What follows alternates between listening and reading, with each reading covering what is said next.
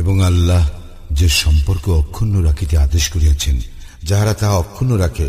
ভয় করে তাহাদের প্রতিপালককে এবং ভয় করে কঠোর হিসাবকে, এবং যাহারা তাহাদের প্রতিপালকের সন্তুষ্টি লাভের জন্য ধৈর্য ধারণ করে, সালাত কায়েম করে, আমি তাহাদেরকে যে জীবন উপকরণ দিয়াছি তা হইতে গোপনে ও প্রকাশ্যে ব্যয় করে, এবং যাহারা ভালো দ্বারা মন্দ দূরীভূত করে, ইহাদের জন্য শুভ পরিণাম। স্থায়ী জান্নাত, উহাতে তাহারা প্রবেশ করিবে, এবং তাহাদের পিতা মাতা, পতি পত্নী ও সন্তান সন্ততিদের মধ্যে যাহারা সৎকর্ম করিয়াছে তাহারাও, এবং ফেরেশতাগণ তাহাদের নিকট উপস্থিত হইবে প্রত্যেক দ্বার দিয়া, এবং বলিবে, তোমরা ধৈর্য ধারণ করিয়াছ বলিয়া তোমাদের প্রতি শান্তি। কত উত্তম এই পরিণাম! যারা আল্লাহর সঙ্গে দৃঢ় অঙ্গীকারে আবদ্ধ হইবার পর উহা ভঙ্গ করে,